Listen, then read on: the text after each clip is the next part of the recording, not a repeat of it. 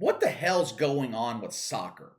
I'm sorry, Adam Silver. I hate to tell you, LeBron James, but the NBA can no longer be considered the wokest sport in the world.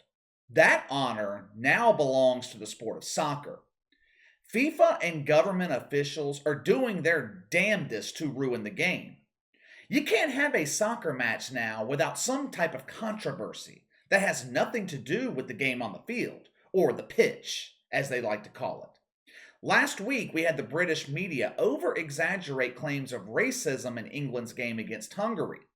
The MLS All Star game was mired in controversy because the crowd was chanting puta, a chant that has been going on for 20 years. It is a tradition in Mexico. Can't do that anymore. All of a sudden, the word puta is offensive. Then yesterday, in Sao Paulo, Brazil, World Cup qualifying match between Brazil and Argentina. I shouldn't call it a match. It was more like a fiasco, a complete debacle. Another example of how wokeism destroys everything it touches. Everyone was looking forward to and expecting a competitive game between Brazil and Argentina yesterday. Fans were in attendance, coaches and players, they were on the field or the pitch. The game was airing on global television. Everybody was ready. They even kicked off. The damn game started. Everyone was ready, except, of course, Brazilian health authorities. 5 minutes into the match, Brazilian health officials, they rush onto the field, trying to remove 4 players from Argentina. And they weren't trying to just remove them from the field. They wanted to deport them from the country. This is insanity. First of all, why did they wait until after the game started to do this? You mean to tell me they couldn't stop these 4 players at the airport? Or they couldn't stop them on their way into the stadium? No, they had to wait until after the match started and make a big scene out of this on a global stage. Second, the reason Brazilian authorities stopped this match, they said these 4 players caused a serious health risk. Now you may be wondering, what health risk is that, KC? Did they have malaria? Were they carriers of the bubonic plague? Perhaps they had AIDS. Maybe they had the COVID. That has to be it, right? They tested positive for the COVID. No, and no. Authorities in Brazil considered these guys a health risk because they didn't follow COVID protocols properly. Protocols. What the hell's going on here? All of this happened over meaningless protocols? Most countries like to prohibit people from entering if they're coming from known terrorist countries. For example, say you live or you're coming from Iran. A lot of countries in the world won't allow you to enter. Afghanistan would be another example. But in Brazil, if you're coming to Brazil from the United Kingdom, South Africa, Northern Ireland, and India, real dangerous countries, you must quarantine for 14 days upon arrival. Obviously, this can be a real problem if you are a professional soccer player.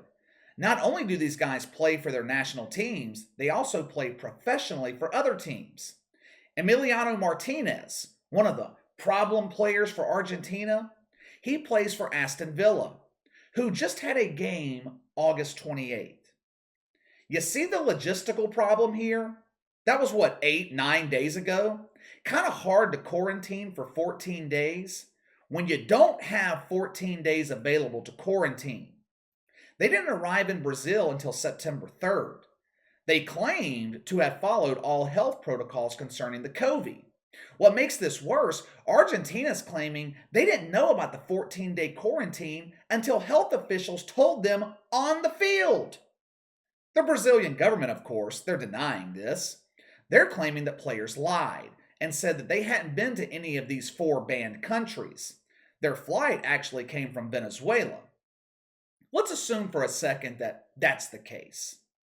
You mean to tell me, in the 3 days Argentina had been in Brazil, no one in the Brazilian government checked on any of this before the game Sunday? Martinez played in the damn game against Brentford on August 28th on television. The game was played in England. I don't watch soccer.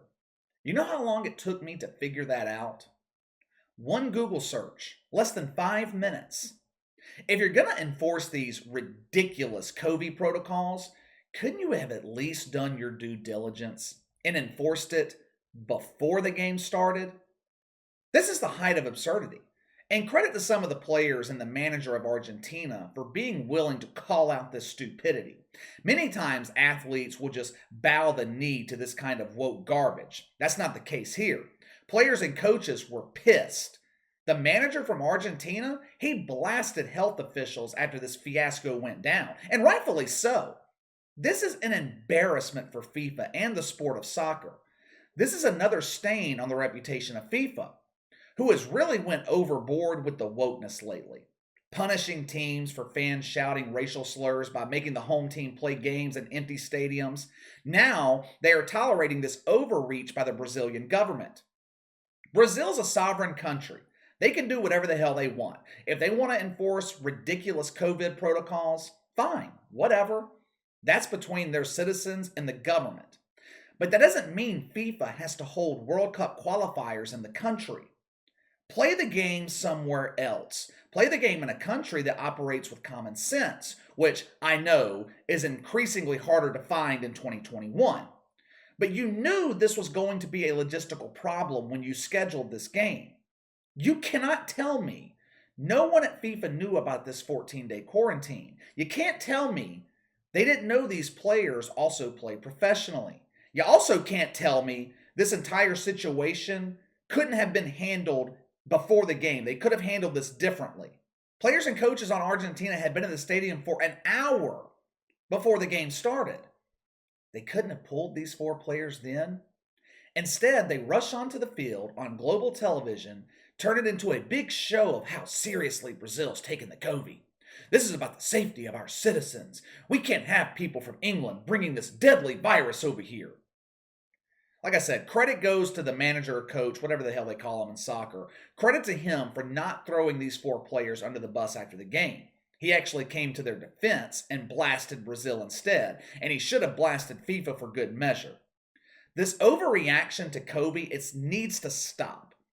I'm assuming these players were tested before the game Sunday. I could not find any reports of them testing positive. And believe me, if they had tested positive, it would have been released. It would have been reported. So with that being the case, what the hell was the problem here? What was the problem? This should not have happened.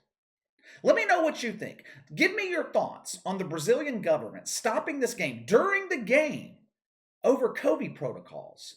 Sound off in the comments below. Make sure to like and subscribe. Click the notification bell to receive all notifications from the channel. Best way to contact me is by email at btlkc84@gmail.com, KC_BTL84 on Twitter. I'll see you guys later.